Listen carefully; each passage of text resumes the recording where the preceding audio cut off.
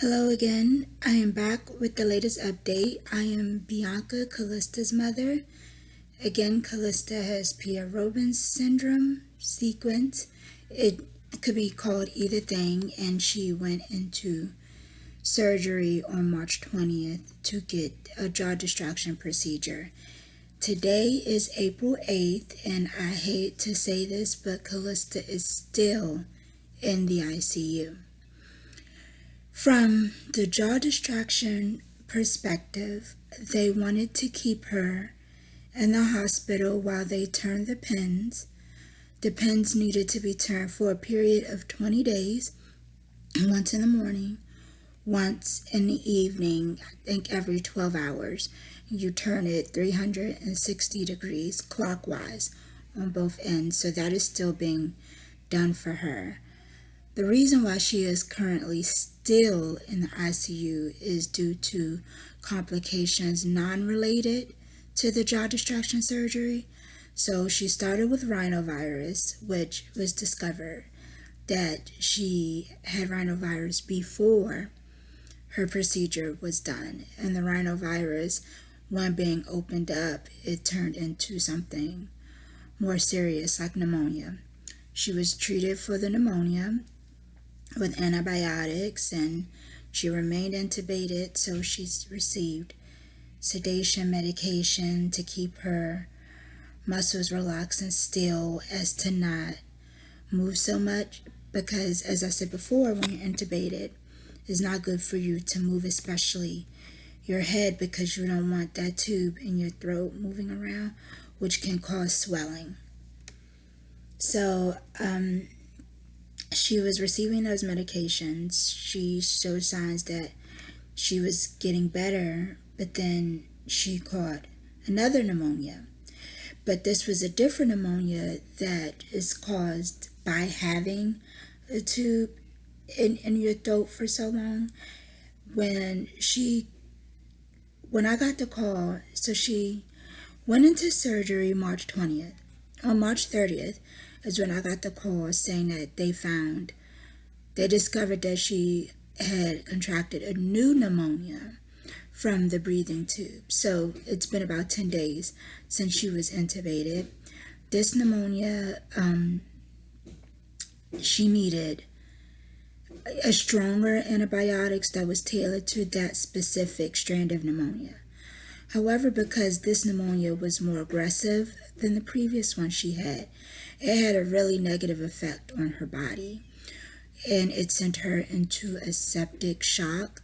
A septic shock is basically when you have really low blood pressure and you're not getting adequate blood support to your organs. So like her organs were showing signs of shutting down, starting with her lungs and I think her liver. And she had a lot of fluid in her lungs, and she had a lot of fluid around her heart, and it hit her really bad. So of course she had to continue getting sedation medication, antibiotics, medicine to help with the fluid in around her heart and in her lungs. She had to continue getting the treatment that she was getting, which means that she remained in the ICU. I don't know if I described the room she was in at first.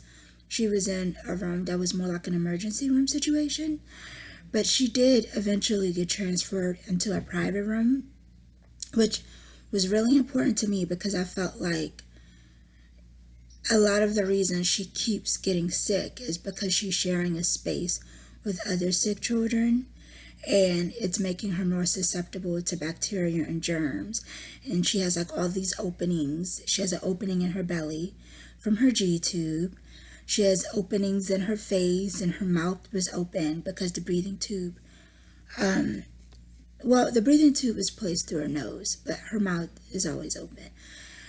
So it was really important for me to get her removed into a private room, which they eventually did. So she received the treatment for the second pneumonia, what was it? So first it was a rhinovirus that turned into pneumonia. Then she caught pneumonia through the breathing tube, and she was getting better. The antibiotics was working. They allowed her to wake up. She was still sedated, but not paralyzed anymore. So I was actually able to see her look at me, and it was a mind-blowing experience because I hadn't seen my daughter awake in like 14 days. So now with the being, where are we? Oh, okay. Jumping the gun. So about on April 5th, today's April 8th, I got the call from the doctor that she was doing much better and they were going to finally take the breathing tube out. The breathing tube that she's had since March 20th. Again, this is April 5th. The doctors come, they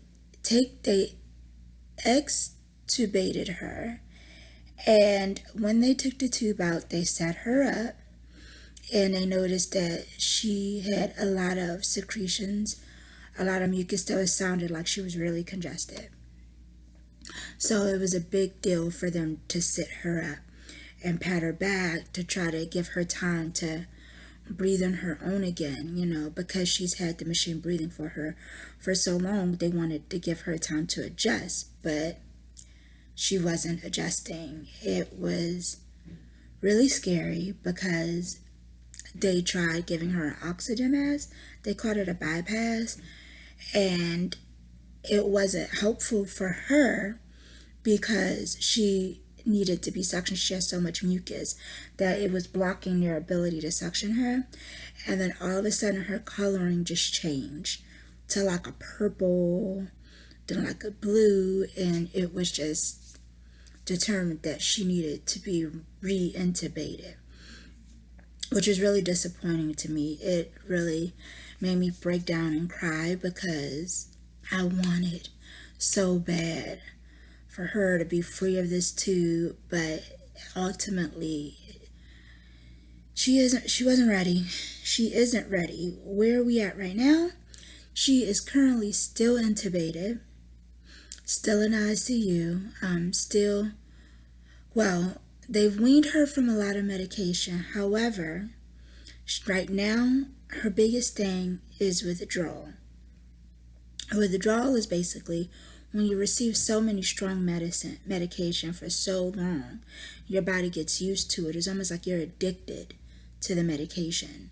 So it's like she's going through a rehab process where her body is not responding well to not receiving so much drugs. And to me, I thought seeing her intubated and still would be the hardest part, but right now, seeing her go through withdrawal is really difficult because her body shakes a lot. She jitters a lot. She thrashes her head a lot, which she cannot do because she's intubated.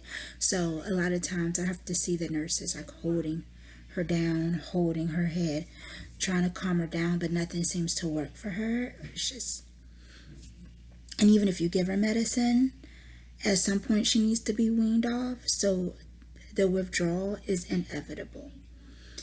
And I hate seeing her like that. So if you have a child who gets an illness or something and they do stay in the ICU for a long time, there is a chance that they will get a lot of medications, and it is possible that your child will go through withdrawal. I'm saying as a parent's perspective,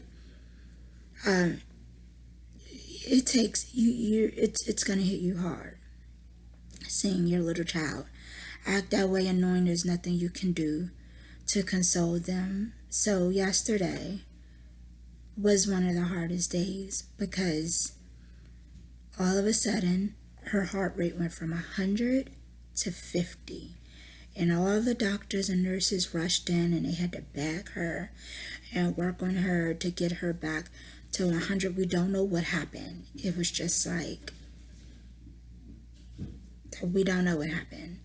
And from a parent perspective, the hardest thing for me is knowing that my child is in a critical state right now, knowing that tomorrow is not guaranteed, knowing that her body is fighting and it's possible that she can get tired of fighting, knowing that her life is in the care of strangers, even though they're trained and professional.